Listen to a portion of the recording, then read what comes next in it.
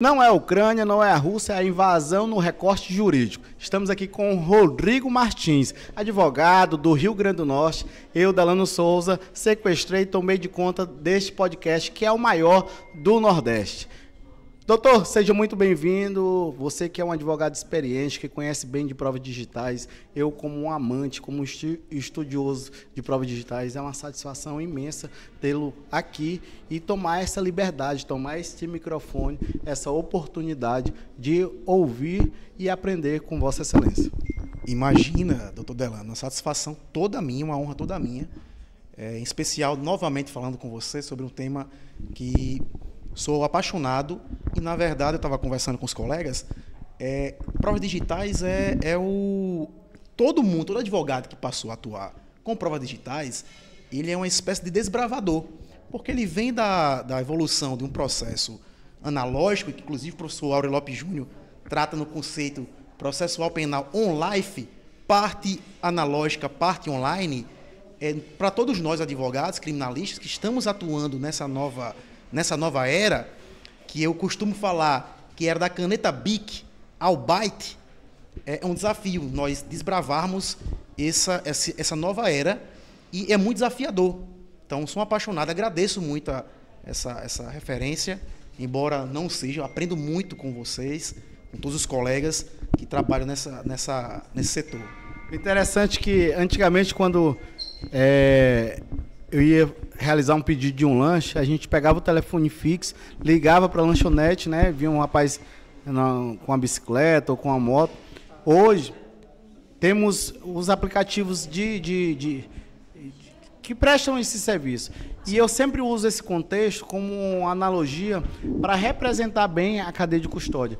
Porque eu tenho uma rastreabilidade daquele pedido. Para mim é uma experiência única, a experiência do iFood. Porque ao realizar esse pedido, eu gero o início da cadeia de custódia. O seu pedido foi efetuado, o restaurante recebeu o seu pedido, está sendo preparado, o entregador que vai buscar, responsável pela sua entrega, está a caminho do restaurante, depois está se dirigindo à sua entrega. E o principal, quando chega na sua residência, este contém um lacre. Sempre e se este lacre estiver violado, não consuma esse alimento. E por que no processo penal, a gente tem que aceitar, admitir uma prova que não tem um lacre, que não tem uma rastreabilidade, que a gente não sabe a origem, que a gente não pode reconstruir de onde veio, qual foi o caminho que percorreu? É isso que a gente tem que ficar atento, né, doutor? Você não poderia ter feito uma analogia melhor e adequada para esse caso do que seriam as provas digitais. É bem verdade que quando adentramos no processo, o primeiro questionamento, se ao analisar o gerenciamento de crise do processo, quem são as partes, quais são as imputações, quais são as teses de acusação, de onde vem essa prova? Qual é a sua origem? Qual foi a fonte? Né? Para justamente questionar a validade, a admissibilidade dela, e a cadeia de custódia, ela de fato ela vem como essa possibilidade. E é bem verdade que não é de hoje. Existe esse engodo da advocacia criminal, pelo menos recente, alguns colegas falar, a cadeia de custódia é algo recente. Alguns juízes, doutor Delano, falam que não, mas isso aqui, não a depender de um processo em andamento, isso aqui é antes do pacote anticrime, isso aqui é antes da Lei 13.964, né, 2019. Então, não se discute pacote anticrime. Não, peraí. Não se discute a cadeia de custódia. Não é por aí. Já existia o POP antes disso, né? O procedimento operacional padrão, que trazia em sua estrutura aqueles aspectos do ISO 27037 de 2013, que era 2012, foi incorporado na BNT em 2013, que dava essa tecnicidade desse manuseio, dessa rastreabilidade, de onde vem a sua origem, para que o advogado pudesse entender se essa prova era admissível ou não. A ISO ela traz este ambiente de autenticidade, rastreabilidade, confiabilidade, né, da prova. Ela vem. Interessante que na portaria 82 Senasp de 16 de julho de 2014, se você pega ali o artigo 158, você... Na íntegra. Então, nós temos, desde 2014, um procedimento que é adotado pelo Ministério da Justiça. Então, assim, não há de que se falar somente no pacote anticrime. Mas, superado este ponto... Ou seja, não é novidade, né? Não é novidade. No seu dia a dia, o que você tem encontrado? Você que é um advogado que tem o conhecimento, que tem o traquejo com a prova digital, tem sido difícil o acesso a esses elementos integrais na íntegra? Como que está sendo o seu enfrentamento sobre isso? Tem sido difícil. É mentira do advogado que falar, não, eu tenho total facilidade a esses elementos de prova na investigação. Não. Primeiro que, por muitas vezes, até por falta do conhecimento do próprio advogado, ele sequer sabe o que está requerendo. Em grandes operações, em operações que hoje os resultados são resultados em dados, em massas digitais, são disponibilizadas, a polícia, por exemplo, a polícia judiciária, ao realizar a investigação, o resultado e os extratos dessas investigações são jogadas no processo, no procedimento, que serão utilizadas pela acusação, que serão jogadas na ação penal, e o advogado não sabe nem por onde começar. E aí eu respondo por mim também. Então, a dificuldade tem sido, primeiro, em identificar o que é que a gente vai precisar utilizar, e a outra dificuldade em localizando o que você quer, lógico, a integralidade de todos os atos praticados, todos os meios de produção que foram realizados, métodos e todas as diligências necessárias, daquela produção de prova que está lá prevista na súmula 14, né, do STF, mas a dificuldade, ou eu quero dizer dolosa ou culposa, das instituições de persecução de disponibilizar na integralidade o que está sendo requerido.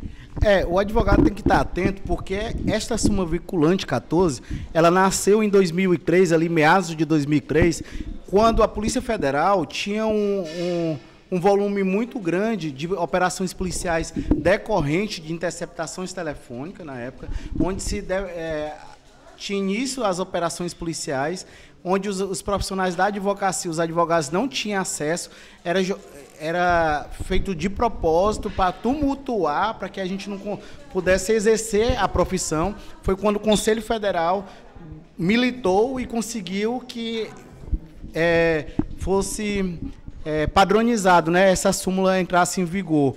E nós temos essa garantia. Mas o que eu vejo no dia a dia é que a dificuldade do manejo dessa reclamação, o advogado explorar bem essa súmula vinculante, porque além da prerrogativa da advocacia que nós temos no nosso estatuto, nós temos a lei federal e a súmula vinculante que nos garante o acesso de todos os elementos já documentados.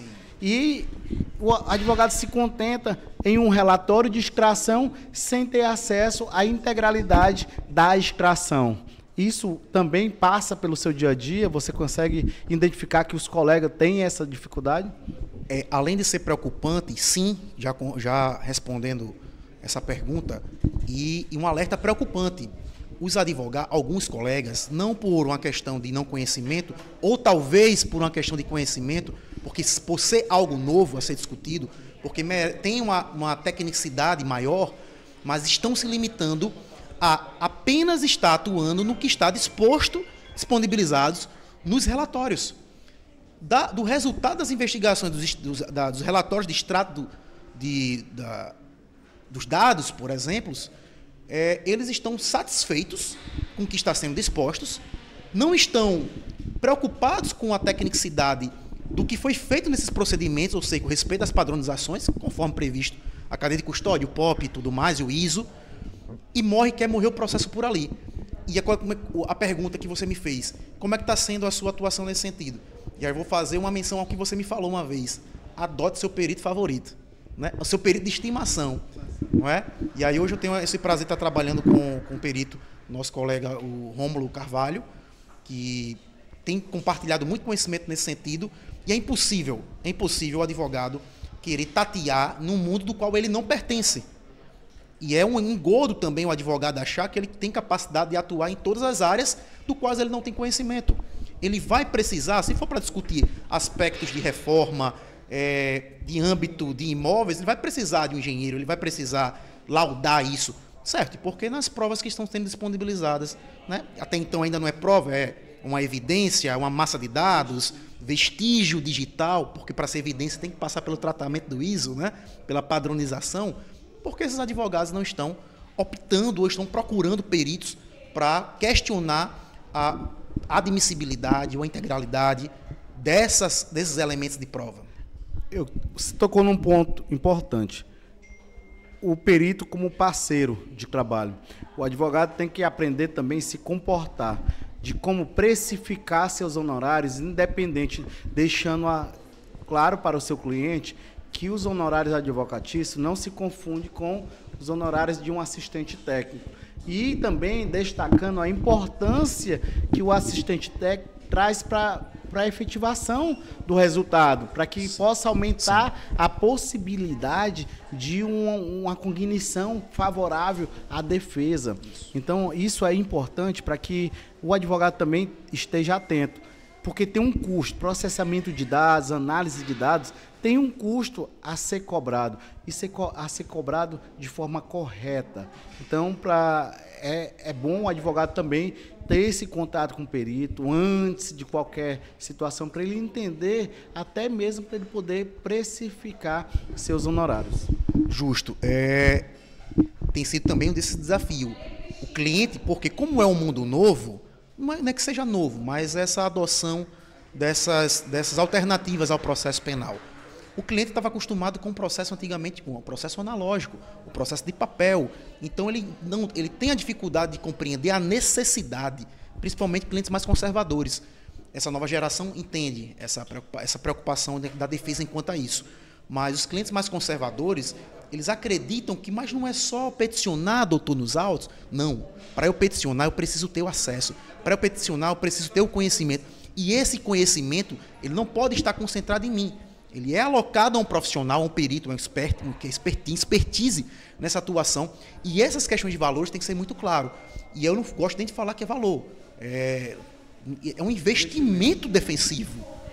É um investimento. Se eu tenho possibilidade de estar concorrendo e jogando dentro de um jogo processual penal e eu tenho que montar a minha equipe para jogar, para ganhar esse jogo, esse jogador, se ele for caro e fundamental para o resultado do jogo, ele tem que ser demonstrado ao cliente para nós vencermos o jogo com esse profissional. E o profissional, o advogado, ele tem que se atentar também que se ele perde uma chance defensiva, o cliente pode acionar ele futuro. Sem dúvidas. Perda de uma chance. Perda de uma chance. Então, você tinha disponibilidade e não utilizou. Isso. Doutor, o senhor sempre soube que tinha a possibilidade de fazer isso? Sabia, mas por que o senhor não me disse? Não é isso? Entendeu? Então, é nesse sentido. E o interessante também é que a gente tem que... Pouca gente explora esse assunto. Essa consulta em fontes abertas. Pela autoridade policial, pelos agentes da lei.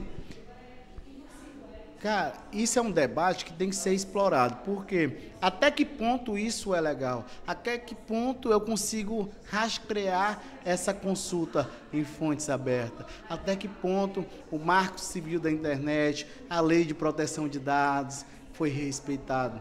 O meu direito foi garantido? Já parou para pensar? Então, o advogado ele tem que se atentar nesse sentido também.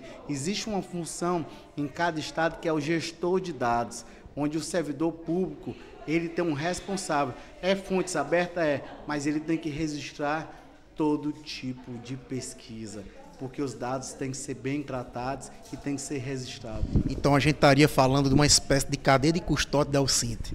Cadeia de custódia da Alcinte. É nesse sentido. Então, nós temos o Rômulo Cavalli, que é mestre nisso. Ele vai estar gravando com vocês bem próximo, ele pode explorar isso, mas eu quero deixar esse tema para que vocês possam se aprofundar neste assunto. E entenda bem, relatório de investigação sempre traz. Investigação essa evidência veio através de pesquisa em fontes abertas. De que forma? Como?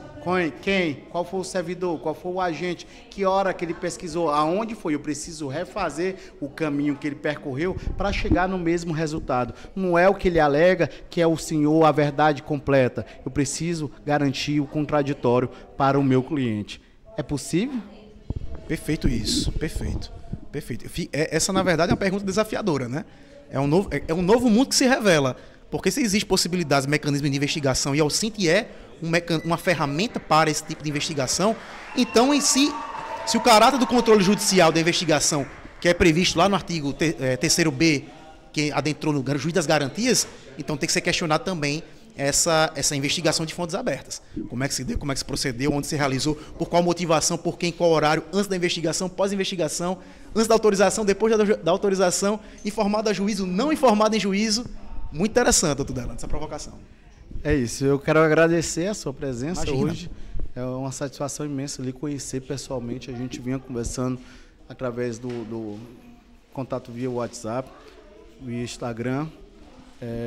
Parabéns pelo seu trabalho que você vem desenvolvendo.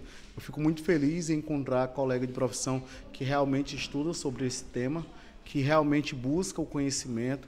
Quero te parabenizar, todo o seu escritório, vocês estão de parabéns, continue assim e de antemão, contem conosco.